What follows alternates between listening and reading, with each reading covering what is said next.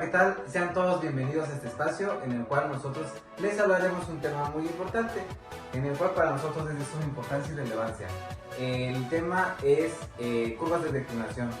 Les voy a dar una breve introducción, la cual consiste en que nosotros como futuros petroleros necesitamos establecer futuras proyecciones en las cuales nosotros podamos derivar o saber más que nada cuál es la estimación aproximada en, no sé, 1 año, 2 años, 3 años, y estos pronósticos nos ayudarán también a nosotros calcular nuestra producción, tanto puede ser de un hidrocarburo o de un gas.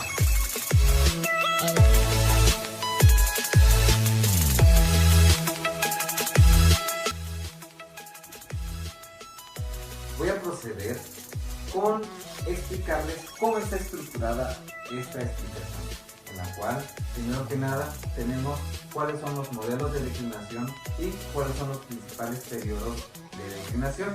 Dentro de los modelos de declinación tenemos que son 3 tipos, que es la tasa nominal, la tasa efectiva y la tasa acumulada, mientras que de los periodos de declinación tenemos que son 2, la cual es la declinación transitoria y la pseudoestable. Dentro de la transitoria nosotros tenemos 2 clasificaciones, en la cual tenemos la presión de fondo fluyendo constante y el gasto de producción constante. Y dentro de la declinación pseudoestable tenemos que son 3 también, la cual es la hiperbólica, armónica y la exponencial. En breve, las curvas de declinación es un análisis gráfico el cual nos indica la producción de un pozo respecto al tiempo. Normalmente las gráficas que utilizamos están dado que en el eje de la Y tenemos el caudal dado en barriles por día. En el lado de las X tenemos lo que es el tiempo dado en meses. Las curvas de declinación también nos sirven para saber un futuro de producción en las reservas programadas a lo largo del tiempo. También esto nos da con certeza qué tipo de pozo o yacimiento tenemos en ese momento. A lo largo de la vida productiva de un pozo, tenemos factores que llegan a afectar las curvas de declinación. En este caso tenemos los 5 más importantes. Como primer punto tenemos los periodos desiguales. ¿Por qué estos llegan a afectar a las curvas de declinación? Bueno, pues las curvas de declinación vienen en función del tiempo. Entonces, al tener un periodo de tiempo en el que llega a afectar una curva, entonces, como por ejemplo, tenemos que ayer se produjeron 6 barriles. Lo ideal sería que hoy fueran 5 y mañana 4, porque el mismo factor que afectó hace un año llega a afectar a lo largo del tiempo.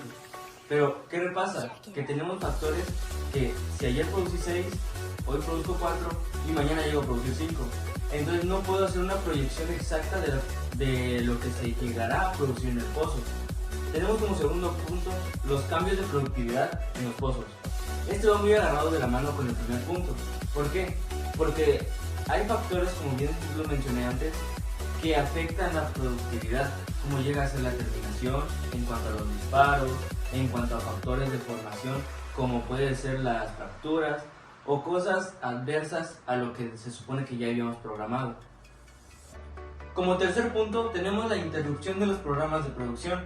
Un ejemplo claro de esto llega a ser en la pandemia. ¿Por qué? Porque al estar nosotros confinados, llegábamos a no consumir los productos derivados del petróleo, como los más principales fueron la gasolina, el petróleo, el diésel. Entonces, ¿qué pasaba? Que las empresas multinacionales que llegaron a producir petróleo le bajaron a la producción. Entonces, ¿por qué afecta esto a las curvas de declinación? Porque en la producción, o en este caso, la detección de la historia alrededor del pozo, pues no la teníamos exacta, porque no la estábamos explotando como debería de ser. Como cuarto punto tenemos la falta de información. ¿Por qué? ¿Por qué tenemos falta de información? Puede ser por el punto anterior en el que no llegamos a producir lo que debería de ser, o por errores en el sistema. Entonces, ¿por qué es una falla la declinación? La declinación de los datos de producción se basan en la información que se va teniendo alrededor del tiempo por ciertos periodos. Entonces, si, como el ejemplo anterior que les mencioné, si teníamos ayer 4, hoy 5 y mañana 6, tenemos una curva hacia arriba, en este caso una constante. Pero si no tenemos información de lo que hoy consumí, entonces cómo vamos a hacer una curva en la que podemos proyectar una producción. Como quinto punto tenemos el prorrateo. ¿Qué es el prorrateo? Es la distribución, en este caso, de los disparos alrededor de la formación. Entonces, ¿qué pasa? Que si tenemos en la formación un disparo aquí y otro aquí de la misma fuente productora, tenemos que se divide la producción en los dos en partes iguales. Entonces, ¿qué pasa? A la hora de tomar los registros, no sabemos a cuál de los dos se refiere, sino que estamos tomando los datos de los dos exactamente. Entonces llega a afectar en gran parte a la proyección de algo futuro.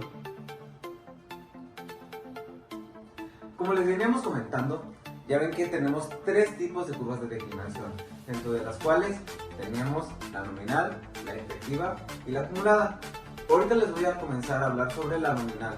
Esta es básicamente la que se denomina entre una relación fraccional entre nuestra tasa de producción y nuestro tiempo.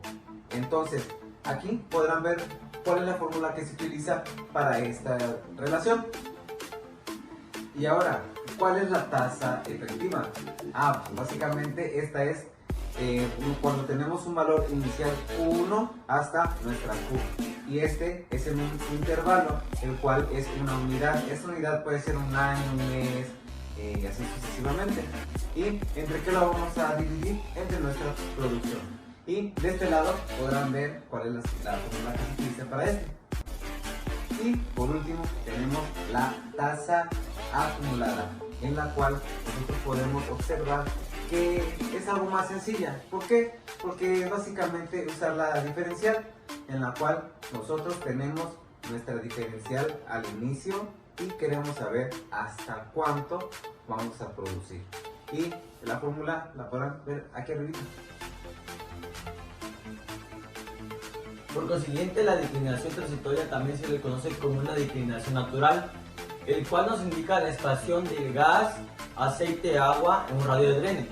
Esto significa que en el momento de los disparos se tiene una gráfica en el cual nos muestra la producción de estos tres tipos de fluidos. También nos muestra una gráfica del cual es el gasto constante. Nos indica que qué tanta pérdida hay de barriles por día en un determinado tiempo. También se tiene lo que es la declinación pseudoestable. La declinación pseudoestable se habla de la misma declinación natural, pero por periodos, el cual nos indica qué tanta producción se pierde en un determinado tiempo o una determinada falla en lo que tenemos en nuestro pozo. También se conoce como una falla a la formación, el cual nos permite sacar la declinación pseudoestable. Ya como lo habíamos mencionado, vaya la redundancia, nos indica que es por periodos determinados en un dicho tiempo. Enseguida explicaré los tipos de curvas pseudoestables, donde tenemos tres: armónica, hiperbólica y exponencial. ¿Cómo diferenciamos una de la otra? Bueno, tomemos en cuenta que tenemos a n de referencia, donde en la armónica n es igual a 1, en la hiperbólica n es mayor a 0 pero menor a 1, y en la exponencial, donde n es igual a 0. Comencemos por la armónica. En este caso tenemos que la armónica pertenece a un caso particular de la declinación hiperbólica, donde el exponente pertenece a una unidad fraccionaria del gasto, donde nos podemos referir al tiempo, en el que puede ser años, meses, días. Ahora tenemos la hiperbólica, que es la caída de presión a lo largo de todo el tiempo. Como venimos viendo alrededor de toda esta presentación, todos nos referimos a un periodo, a una etapa, o en este caso, globalizamos el tiempo. Ahora, tenemos a una de las más fáciles de entender, en el que la exponencial, su n es igual a 0. ¿A qué nos referimos en esto? Que la producción a lo largo del tiempo llega a ser constante. Su cambio, en lugar de ser, como las anteriores, en forma de curva o cosas de declinación, tenemos que aquí tiene una pendiente continua. Por último tenemos el rango de declinación respecto a la presión, en el cual existen tres factores. La primera nos indica la rapidez por el cual los fluidos se producen. Esto quiere decir qué tan rápido nuestro fluido va desde los disparos o también llamado radio de drene hacia la superficie. La segunda es la expansión de los fluidos en nuestro yacimiento.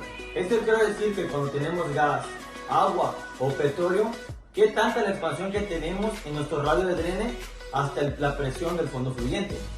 Por último, tenemos lo que es la declinación o el volumen de compactación en los poros.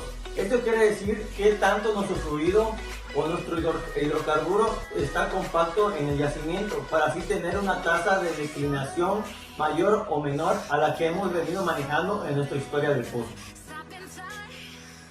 Durante esta explicación ya han venido viendo cómo se ha desenvuelto este tema sobre los tipos de curvas y declinación. En este caso, nuestro equipo, en unas prácticas que tuvimos con anterioridad, llegamos a la conclusión que son muy importantes. ¿Por qué? Pues porque con estas vamos a poder definir cuánto vamos a nosotros producir, y todo esto va en relación a un tiempo producción, ¿sale? Y más que nada todo se basa en esto.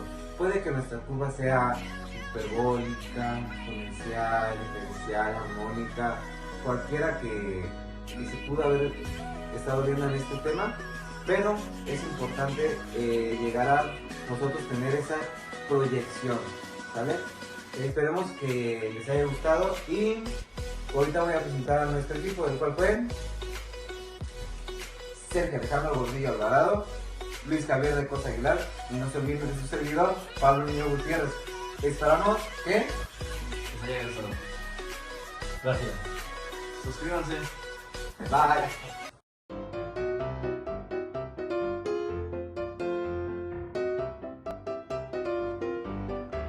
Ve otra foto, pendejo.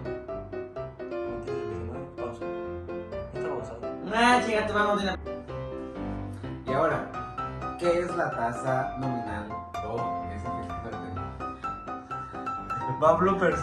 Va a bloopers. ¿Qué? ¿Qué hizo? No sé cómo. Como les veníamos diciendo, ahí está ya 2 minutos de ese video que sea. ¿Ya hizo otra vez?